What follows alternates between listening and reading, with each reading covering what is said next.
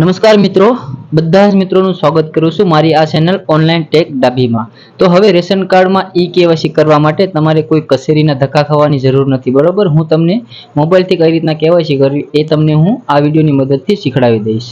તો આના પહેલા જે વિડીયો બનાવ્યો હતો એમાં ઘણા મિત્રોની કમેન્ટ હતી કે ફેસ આઈડી એપ્લિકેશન ઓપન નથી થતું અને ઘણી ટાઈપની એરર જોવા મળે છે. તો એ એરરનું શું સમાધાન છે, શું સોલ્યુશન છે, એ બધું આ વિડીયોની અંદર હું કવર કરીશ. તો તમે બન્યા રહેજો વિડીયોમાં.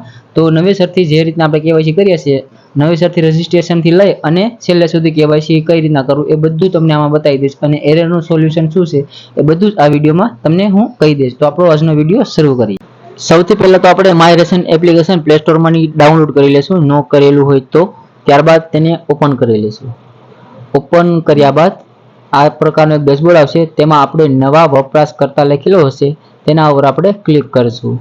ત્યારબાદ અહીંયા તમારું પૂરું નામ અને તમારો મોબાઈલ નંબર, જેનું પણ કેવાયસી કરવાનું છે તેનું નામ અને એનો મોબાઈલ નંબર અહીંયા આપણે એન્ટર કરવાનો રહેશે. ત્યારબાદ જે મોબાઈલ નંબર નાખશો એના ઉપર એક ઓટીપી જશે, અને ઓટીપી છે ને અલગ અલગ હશે, એમાં આલ્ફાબેટ હશે અને ડિજિટ હશે, એટલે મિક્સમાં ઓટીપી આવશે. તે ઓટીપી અહીંયા આપણે નાખવાનો રહેશે. ઘણા લોકો કેવું કરે છે કે એમાં ઘણા બધી અક્ષર લખેલા આવે એ નાખી દે, એવું નહીં. આ રીતનું મિક્સમાં ઓટીપી હશે. જો હું કઈ રીતના નાખું છું તો અહીંયા ઓટીપી આવેલો નાખી મિક્સમાં હશે, આલ્ફાબેટ અને ડિજિટમાં. ત્યારબાદ મારી નોંધણી કરો એના ઉપર આપણે ક્લિક કરવાનું રહેશે અહીંયા. તો ત્યારબાદ આપણી નોંધણી સફળતાપૂર્વક થઈ ગઈ છે, બરોબર. તો અહીંયા લોગિન કરો એના ઉપર ક્લિક કરી અને આપણે આને એપ્લિકેશનને બંધ કરી દેવાની, ક્લોઝ, હાવ બંધ કરી દેવાની રહેશે. ત્યારબાદ એને ફરીથી ઓપન કરવાની, તો જ આ પ્રોસેસ થશે, બાકી તો એમાં નહીં થાય, બરાબર. ત્યારબાદ ફરીથી ઓપન કરી અને જે નંબરથી આપણે રજીસ્ટર થયા હતા, નોંધણી કરી હતી, એ નંબર અહીંયા એન્ટર કરવાના રહેશે, મોબાઈલ નંબર. ત્યારબાદ ઓટીપી મોકલો ઉપર આપણે ક્લિક કરશું. જેવો ઓટીપી મોકલશો એટલે એક ઓટીપી આવશે. આ વખતે ઓટીપી ડિજિટમાં આવશે, મિક્સમાં નહીં આવે, બરોબર. તો જે ઓટીપી આવ્યો હોય તે ઓટીપી અહીંયા એન્ટર કરી ઓટીપી ચકાસો ઉપર આપણે ક્લિક કરવાનું રહેશે.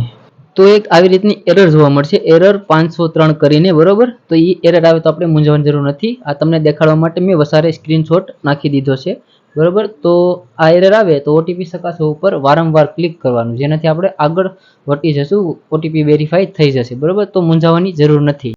ત્યારબાદ આ રીતનો ડેશબોર્ડ આવે છે. કોઈને બીજો જ પ્રકારનો આવે છે ને કોઈને અલગ અલગ પ્રકારથી આવતો હોય છે, બરોબર. તો અહીંયા ઉપર વિગતો બતાવો એના ઉપર આપણે ક્લિક કરશું એટલે આપણે ડાયરેક્ટ લોગિન પેજ ઉપર આવી જશું, લોગિન થઈ જશું.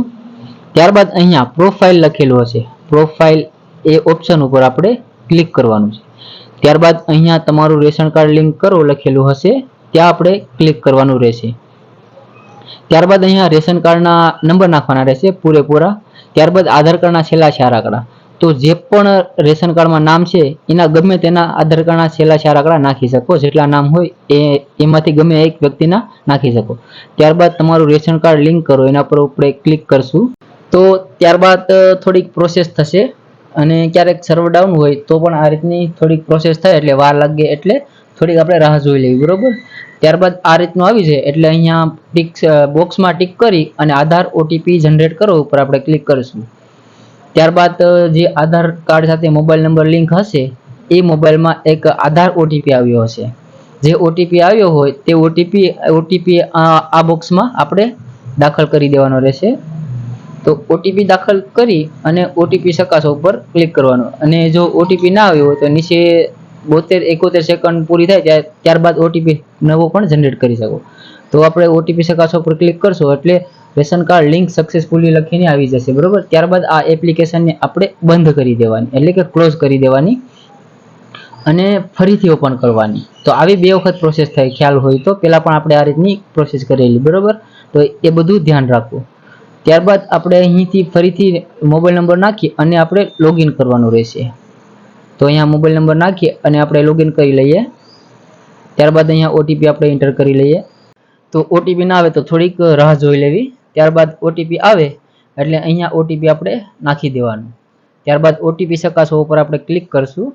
તો આપણે એક 4 અંકનો પિન બનાવવો પડશે, જે પણ તમે નાખી દે. દાખલા તરીકે 1234 1234 2 વખત નાખી દેવાનું. ત્યારબાદ અહીંયા મારો પિન સેટ કરો એના પર આપણે ક્લિક કરશું એટલે આપણે ડાયરેક્ટ લોગિન થઈ જશું. લોગિન થશું એટલે અહીંયા એક આપણે લોગિન પેજ ઉપર આવી જશું. ત્યારબાદ અહીંયા આધાર ઈ કેવાયસી લખેલું છે તેના ઉપર આપણે ક્લિક કરવાનું રહેશે. ક્લિક કરશો એટલે આધાર ઈ કેવાયસીમાં પહેલાં તો અહીંયા ફેસ આરડી કોઈ ના ડાઉનલોડ કરી હોય તો અહીંયા આપણે લિંક આપેલી છે ડાઉનલોડ આધાર ફેસ આરડી એપ. તો જો કોઈ ના ડાઉનલોડ કરી હોય તો અહીંથી આ લિંક છે ત્યાંથી આપણે ક્લિક કરી અને ફેસ આરડી એપ્લિકેશન ડાઉનલોડ કરી લેવાની રહેશે. તો અહીંયા આપણે ક્લિક કરીએ એટલે પ્લે સ્ટોરમાં આવી જશું આધાર ફેસ આરડી એપ્લિકેશનમાં. તો અહીંથી ડાઉનલોડ ના કરી હોય તો ડાઉનલોડ કરી લેવી. અને આમાં ડાઉનલોડ કરશો એટલે ઓપનનો ઓપ્શન નહીં આવે, બરોબર, એ ખ્યાલ રાખવો. આ ઓટોમેટિકલી રન કરે છે એટલા માટે આમાં ઓપનનો કઈ જાતનો ઓપ્શન નહીં આવે, ડાયરેક્ટ અનઇન્સ્ટોલનો ઓપ્શન આવશે. એટલે એ આ એપ્લિકેશન છે જે ઓટોમેટિકલી રન કરશે, બરોબર. તો આ બધીને ખ્યાલ રાખવો. ઘણા મિત્રોએ કમેન્ટમાં લખેલું છે કે ફેસ આઈડી એપ્લિકેશન ઓપન નથી થતું, તો અહીંથી ઓપન નહીં થાય. આપણે જ્યારે કેવાયસી કરશો ને ત્યારે ઓટોમેટિકલી ઓપન થઈ જશે. ત્યારબાદ આપણે પાછા આપણા પેજ ઉપર આવી જઈએ. ત્યારબાદ અહીં બોક્સમાં ક્લિક કરી અને કાર્ડની વિગતો મેળવો એના ઉપર આપણે ક્લિક કરીશું. ત્યારબાદ અહીંયા આપણે રેશન કાર્ડ નંબર આવી ગયેલા છે. હવે આપણે અહીંયા કોડ આપ્યો છે એ કોડ અહીં નાખી અને કાર્ડની સભ્યોની વિગતો મેળવો એના ઉપર આપણે ક્લિક કરીશું. ત્યારબાદ જેટલા રેશન કાર્ડમાં નામ હશે તે બધા આવી જશે. ત્યારબાદ અહીંયા નીચે આધાર ઈ કેવાયસી માટે સભ્ય પસંદ કરો એના ઉપર ક્લિક કરશું. તો જેની પણ આપણે કેવાયસી કરવી છે એને આપણે પસંદ કરવાનો કે આ વ્યક્તિની કરવી છે તો એના નામ ઉપર આપણે ક્લિક કરવાનું. ત્યારબાદ આ સભ્યમાં આધાર ઈ કેવાયસી કરો એના ઉપર આપણે ક્લિક કરવાનું.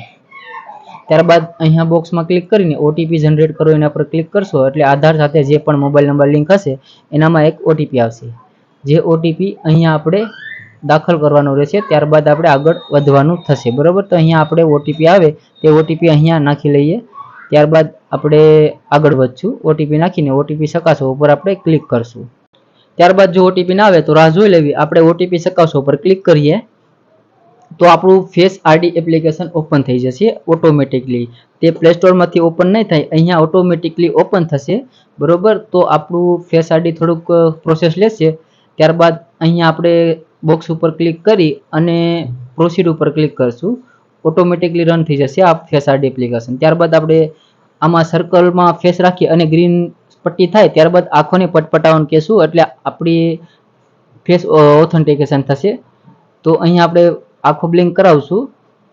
ત્યારબાદ એક એરર જોવા મળશે, કેપ્ચર ઇમ્પ્રોવ, એટલે કે લાઇટિંગ ઓછી છે તે માટે આપણે ફરીથી એકવાર કેપ્ચર કરશું. તો આપણે ફરીથી કેપ્ચર ઉપર ક્લિક કરી અને કેપ્ચર કરશું. તો અહીંયા એક બીજો પણ આપણે એરર જોવા મળી છે. તો આ error CIDR server is not available, એટલે કે આધાર કાર્ડનું સર્વર ડાઉન છે. તો ફરીવાર આપણે કોશિશ કરશું. તો આ રીતની એરર આવે તો બીવાનું નહીં, એને વારંવાર કોશિશ કરવાની. તો આધારની ઈ કેવાયસી થઈ જશે. તો આપણે ફરીવાર એકવાર કોશિશ કરીએ થાય કે નથી. તો ફરીવાર પ્રોસેસ કરશું ઓટીપી વગેરે બધું નાખીને સેમ પ્રોસેસ. તો ડાયરેક્ટ આપણે ઓટીપી નાખી અને ડાયરેક્ટ પ્રોસેસ લઈ લીધી છે. તો અત્યારે અહીંયા ફેસ આરડી એપ્લિકેશન રન થઈ ગયું છે.